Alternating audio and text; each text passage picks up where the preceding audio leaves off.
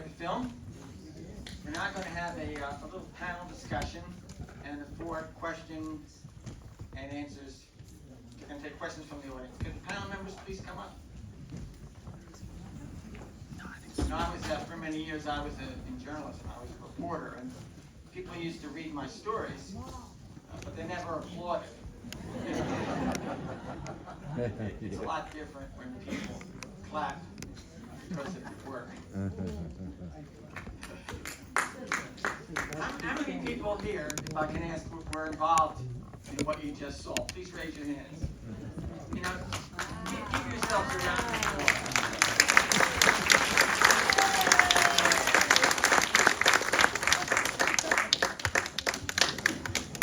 Now, I guess could everybody turn their mics on?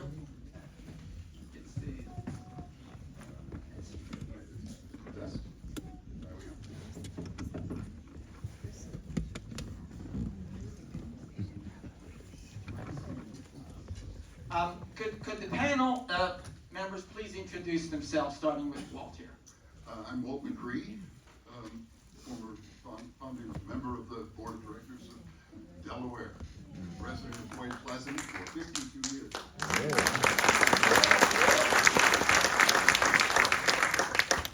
And I'm Bruce Katzeff. I've lived in Bucks County for many, many years.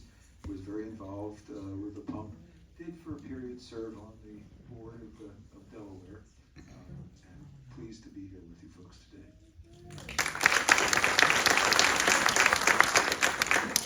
Andy Warren grew up in Gardenville, swam and ice skated right where the pump is right now as a wee tot, and was a majority commissioner because of the pump and a minority commissioner because of the pump, and all the time proud, frankly, of being part with y'all of what was and is a monumental demonstration of the way America ought to work.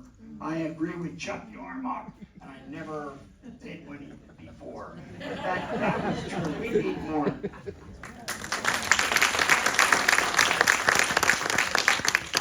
Hi, I'm Hal Markovitz, and thank you. And I was a reporter for 30 years, and I started covering the pump in 1978 when I worked for the Intelligencer in Doylestown. And in 1982, I joined the Bucks County office of the Allentown Morning Call, where I continued covering the pump for many years thereafter, and remember writing stories about the pump well into the early 2000s. So yeah, I was there for the whole thing.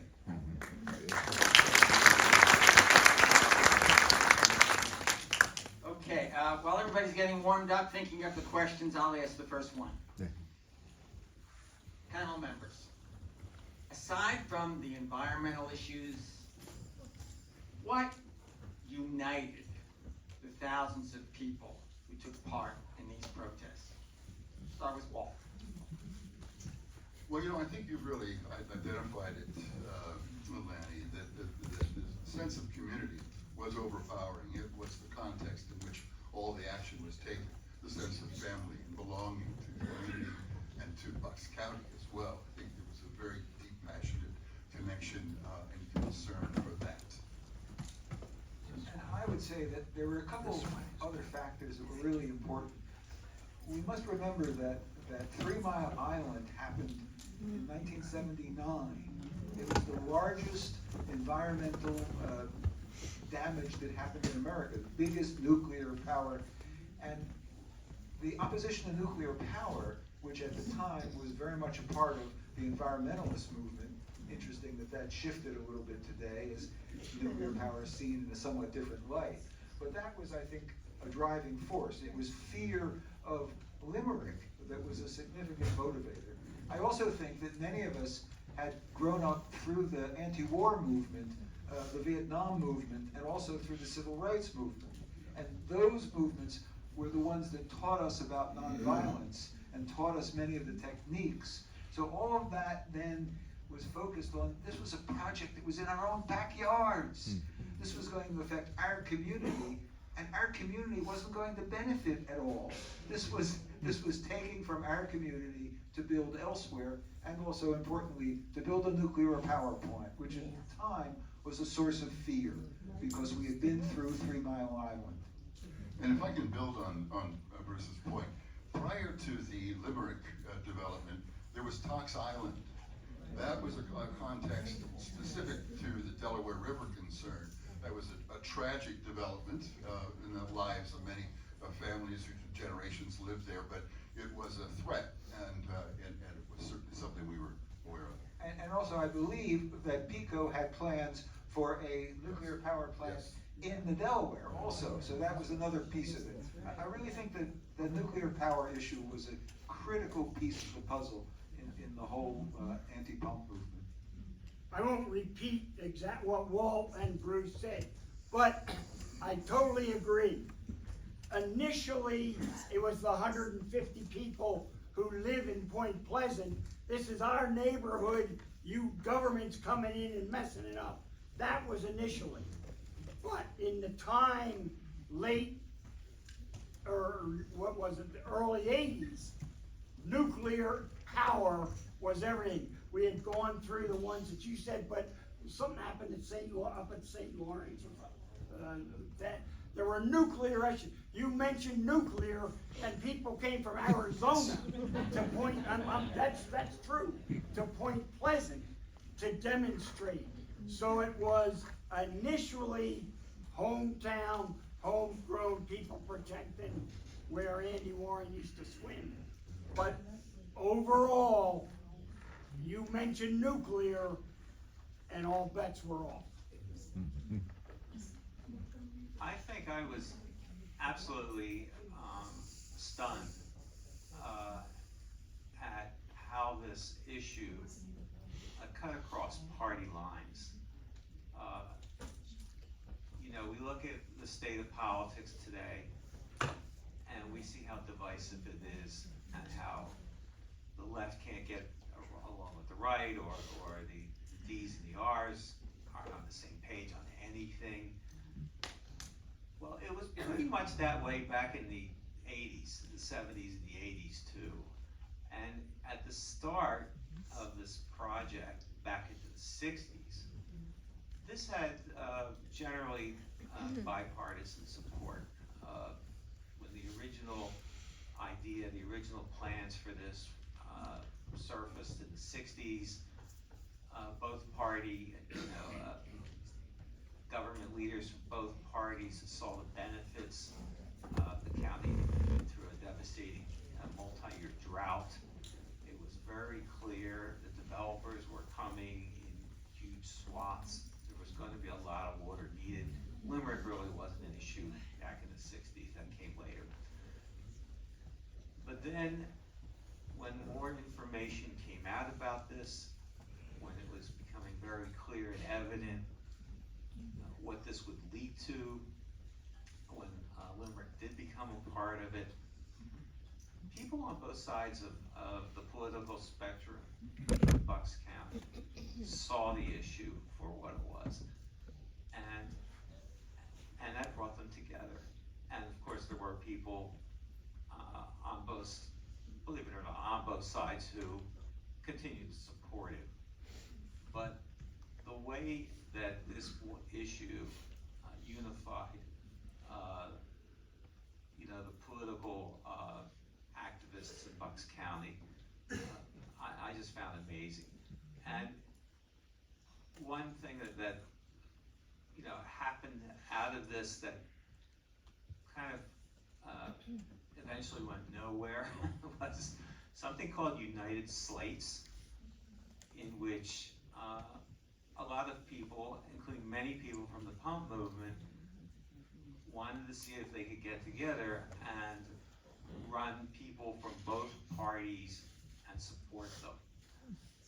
And it had a minimal success and then kind of just died out, which is a shame, because I think if the United Slates movement had really caught fire and had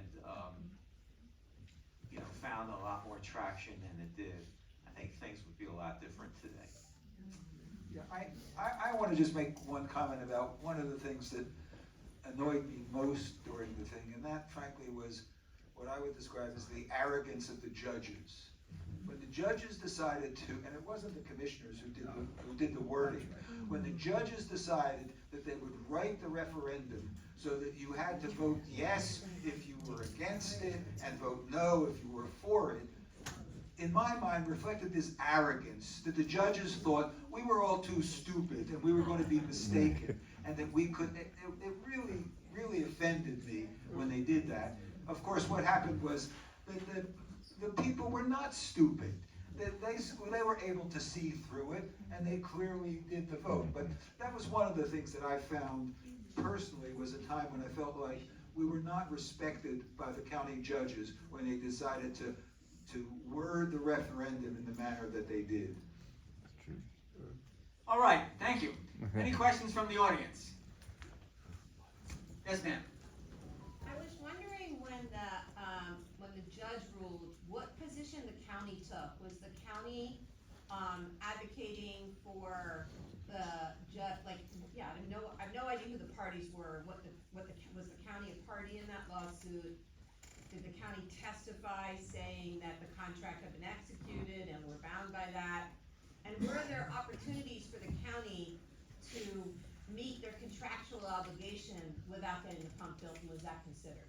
Yes to all of the above, except the last point. The county could not build it without adhering to the contracts, which the county said were legally binding. And there was another part of this that we won't go into today, but there were literally millions of dollars of bonds that had been appropriated to get this thing started. And if the county reneged on not building it, county taxpayers would be accountable for millions and millions of bonds. So the answer to your question is, the county was supportive of it, actively involved with it, and almost had to build it for the sake of 200,000 people. I'll get into the issue if he doesn't want to. Why do you want to hold them up? All right, specifically happened was, the county back in the 60s floated the bonds to build the project. And I think it was at the time $20 million in bonds, somewhere around there. And of course it had years to go before the construction would begin. So what happened was, a fellow named Bob Flowers,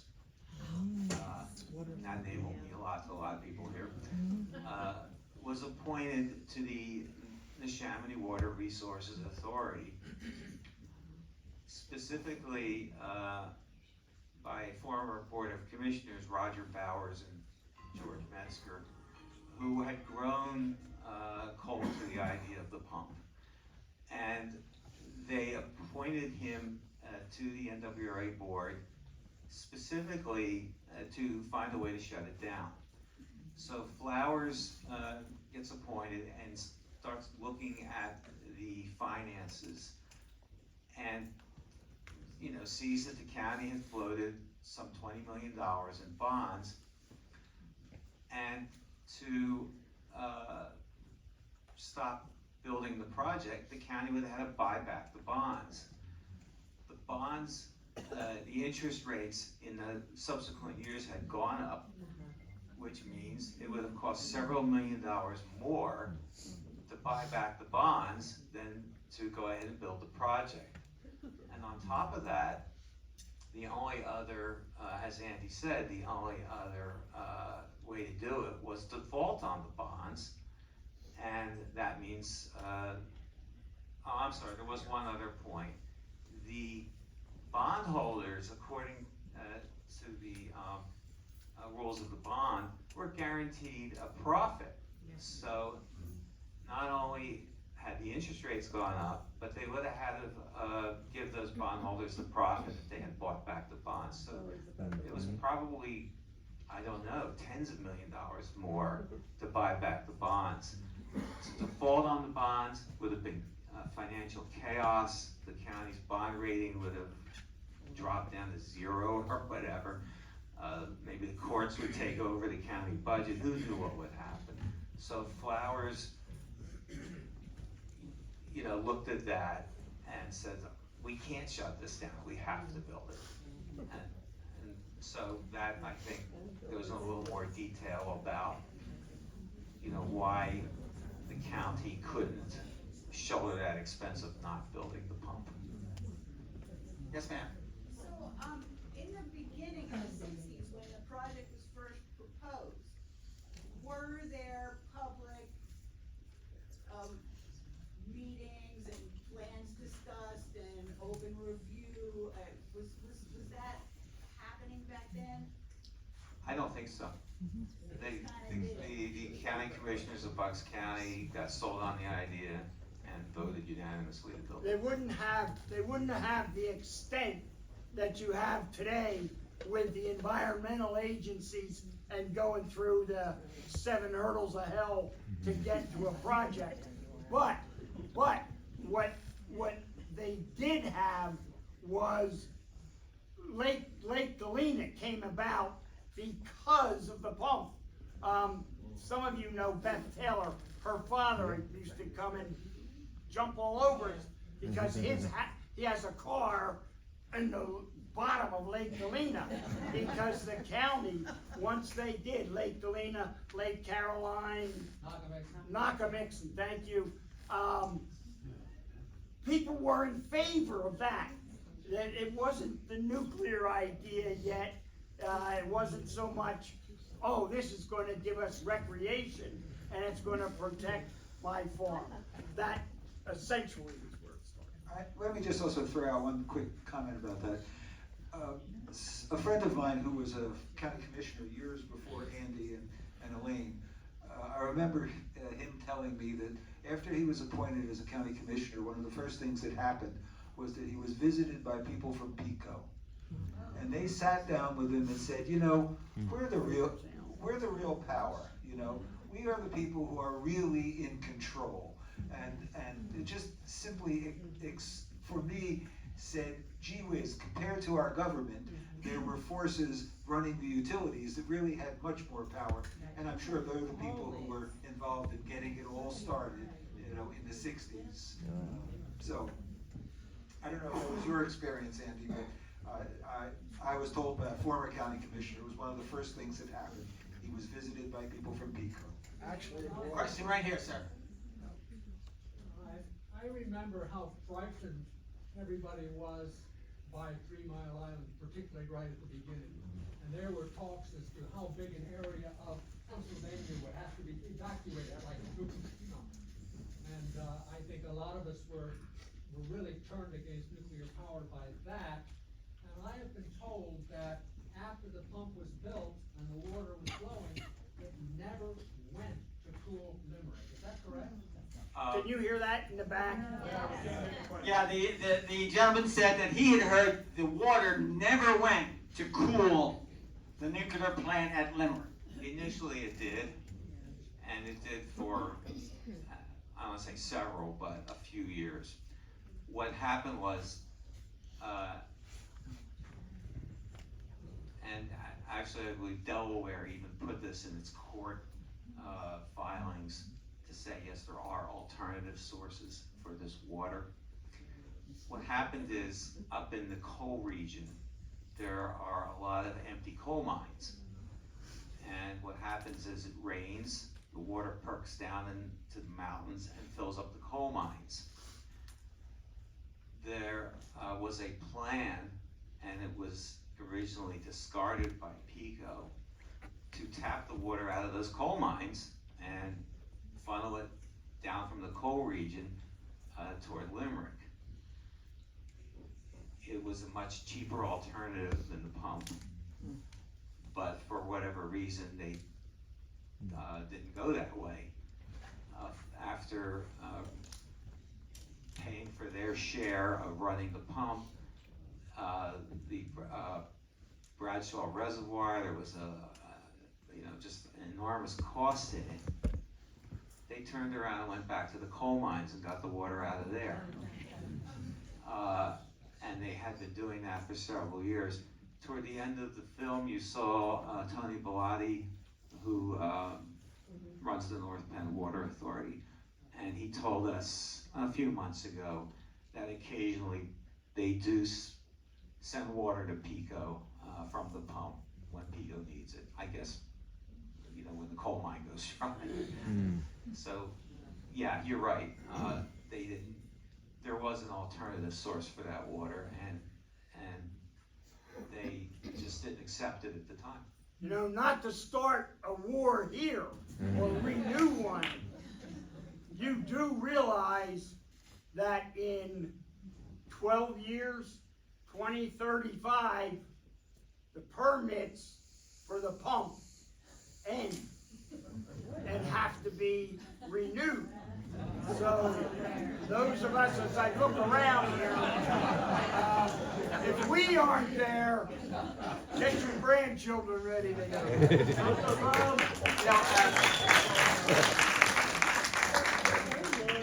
I see in the audience we have a former Congressman, Jim Greenwood. Jim, would you stand up, maybe take the microphone, and give us your assessment of what you saw in the film? You had a unique perspective. And John Seeger. Hand for Jim Greenwood.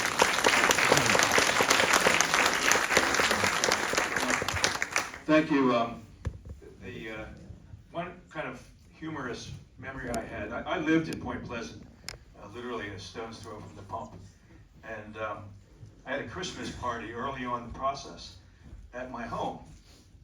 And a lot of the Delaware people, a lot of you were there. And I saw this guy sitting in the corner of my living room in my chair and a beard. And I turned to Bob Sugarman, the lawyer, and I said, "Who's that guy?" He said, "That's Abby Hoffman." Oh. I said, "What the hell is he doing in my living room?" I said, "Well, we invited him." So it was New Year's Eve, and Abby Hoffman and I ended up standing on the balcony of my home, firing bottle rockets off and singing Star Spangled Banner. And then later, he was in my living room, my kitchen, and he said, "State Representative Greenwood, you have to go lie in front of the bulldozer." And I said, "I'm doing everything I can, but I'm a lawmaker, not a lawbreaker. I can't do that in my position." He said, "Well, you're a chicken shit." And I said, "You're an asshole, get out of my kitchen." But one other thing I want to say is, the thing that motivated me was the idea of an interbasin transfer of water. At a time when we were trying to figure out what should be the natural limits of development in a beautiful place like Bucks County. Anybody can sell their land to developers. Anybody can build houses there. And the builders were very strongly in favor of this. And as Andy said, there was a lot of development that has resulted from this.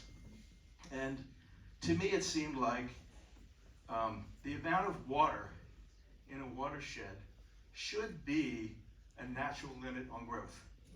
Yep. And the idea that you just can come to one watershed, take water from it, transfer it to another, and promote building just seemed like bad environmental policy. Yep.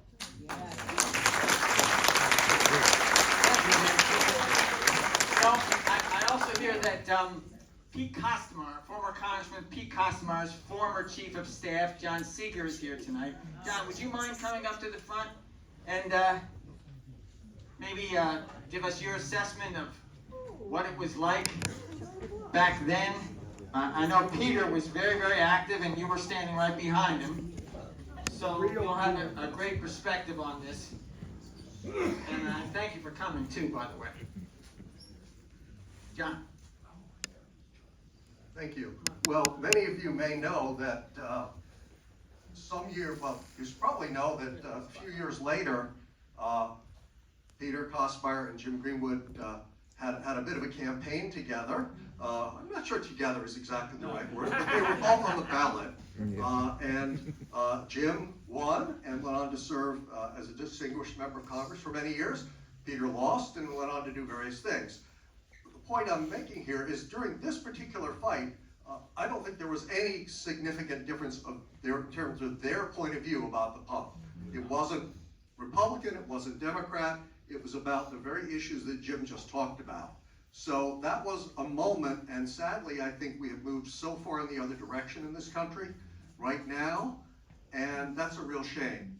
I also just want to mention one thing. I recall very specifically, I think it was the New Hope Silbury High School, Abby Hoffman was up taking the floor, and he's saying, none of these politicians none of them will stand up. They're terrified to stand next to me. And Peter, of course, leaps up. He didn't mind being on camera, and ran over and threw his arm around Abby. They didn't agree on everything, but there was that. I guess one of the things that I remember specifically, which ties in with some of what has been talked about here, before all the commotion started, there was a group called the Delaware Water Emergency Group, DELWIG. And I remember them doing serious work, analytical work, looking at the facts, looking at the science, trying to get attention, and it would end up on page 7, because that's what happens to reports, if you're lucky. And then, if I can say so, the circus came to town. And all of a sudden, there was tremendous attention, but at the same time, there was a lot of editorial condemnation of turning this into a circus. So you were kind of damned if you do and damned if you don't. And I guess the last thing I'll say is just sitting here today and watching those scenes. We've seen a lot of scenes, sadly, not always nonviolent in recent years. And I think there are a lot of people in this country with a lot of different points of view who kind of feel, in a way, the way people felt during the pump, that things are changing in profound ways, and nobody seems to be able to get a handle on it. And when an opportunity comes along, good, bad, or indifferent, to try to grab a hold of it, people do, and sometimes the results are not what you hope they would be. But maybe if there's a lesson to be learned from this, it's trying to approach those challenges in a peaceful, nonviolent, determined way. And the last thing I will say is this: I think the battle had a profound impact, and a positive one. We will never know all the bad projects that didn't happen because people said, I'm not sure we want to go through all of that. I'm not sure that we want to rile those people up again. Yeah. So, good for you. Thanks very much. By the way, I will get a question from this woman in 1 second. I just want to say that Tracy Carluccio was to be on the panel tonight. She did a great job in the film. Give her a hand.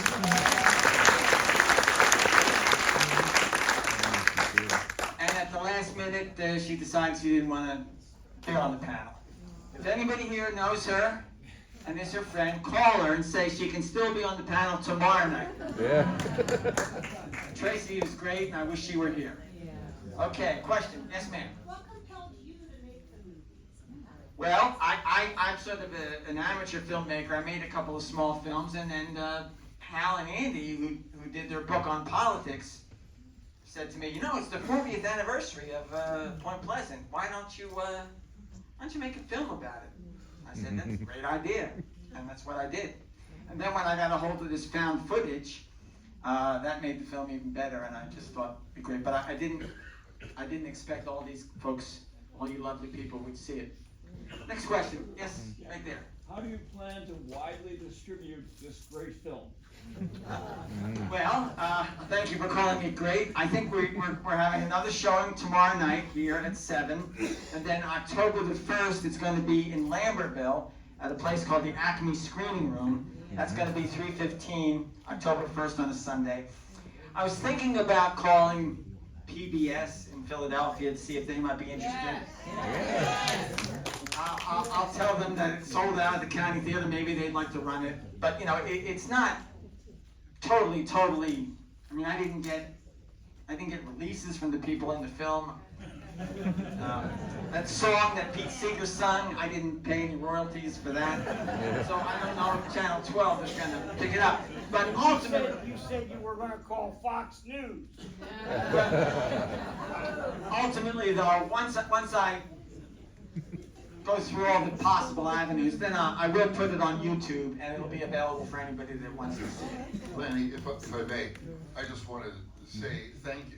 Thank you very much. I think Bucks County owes you, and also Hal and Andy, a lot of thanks for recording this remarkable experience we've had together as a community.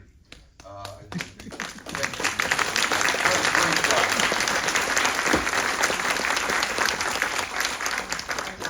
I want to acknowledge someone who was mentioned in the film, who's no longer with us, who really was a key player, and that, of course, was Val Zigsted.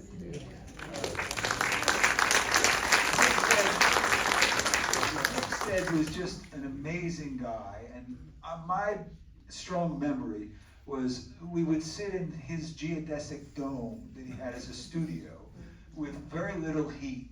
We were all sitting on cardboard boxes as we were planning the opposition. And I would always sit there and think, you know, I'll bet the people at PICO aren't sitting in conditions like this. But it was great to know that despite all that, you know, we actually held our own. And I have to say, if there was one person who I don't think it would have happened without, it was Val. He was really pretty amazing guy.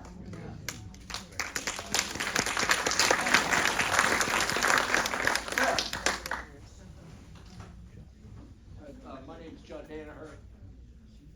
Just two things I gotta say. Great job, thank you very much. You want the microphone? No, I don't. Can you hear me? Yeah. Okay. I'm a caretaker since 1987 of the diorama that the University of Pennsylvania built. This pipeline was headed directly for an Indian village in Point Pleasant that dates back 3500 BC. Point Pleasant used to be called Lower Black Eddy, because black family ran a ferry across, and there's an eddy there, which consequently is where fish lay eggs, which consequently brings people fishing, which consequently brought smart people, the Indians. Back then, it was an Indian village. Anyway, Henry Mercer did a dig, but he had to stop in the 1800s. University of Pennsylvania took it a step further, and they went down and found the original village. It's in a diorama, which I am the caretaker for. I've taken it around to schools and museums since then. I have it out in my car out front. I had made the arrangements to have it set up out here so everybody could see it, and I got here today and they wouldn't let me set it up. So I'm gonna go now and I'm gonna set it up on the sidewalk.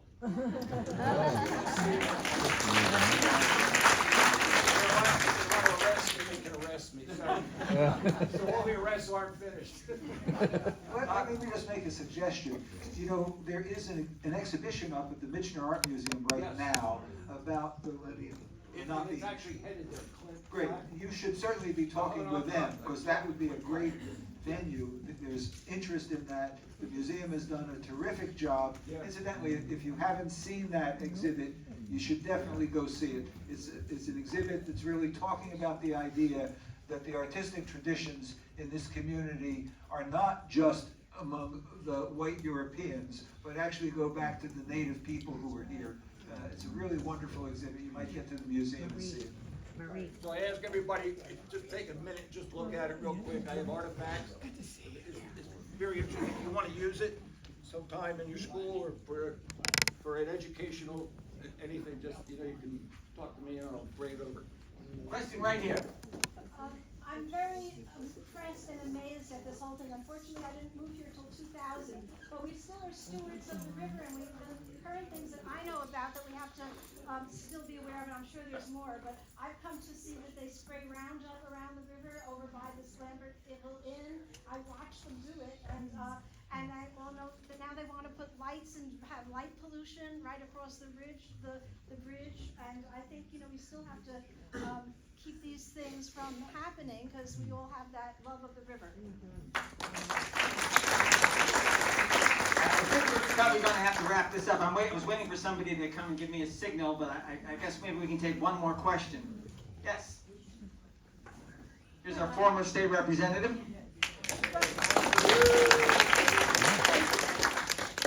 I was a kid, early college when all of this was going on, and living this far from the river, we just didn't get it so much here in Doylestown, or at least, you know, if I could still sneak into a bar in New Jersey, that was as close to the river. But I get disappointed at the end of this to hear the sadness of the loss. Because from my point of view, and having had the privilege to serve as the state representative, it was people like a Jim Greenwood or a Pete Kostemeyer that really helped impress upon elected officials going forward the importance of protecting what Bucks County wants. And I remember Nick Forte telling me when I first ran, we're green Republicans up here. And it was the same, Jim Greenwood, I'm sure they were delighted in Harrisburg when he was promoted to Congress, because he was a pain in their tail for voting against the caucus on many things. So I just wanted to say, I don't view that as a total loss, I view it as awareness. But I want to say also, though many of you have put on hold your protest or put it in the back of your closet, I love seeing your pump t-shirt here, this fight for water over money is not gone. We have just had very recent fights locally with regard to the American Waters and Aqua Waters coming in trying to buy our systems for money. So keep your eyes and ears. I just wanted to point out, Stacy Mulholland's here, she's the executive director of BCATO, Bucks County Association of Township Officials. They had a grassroots fight last year that really helped educate and helped push Aqua out, stay out of our water system for right now. So it's still going.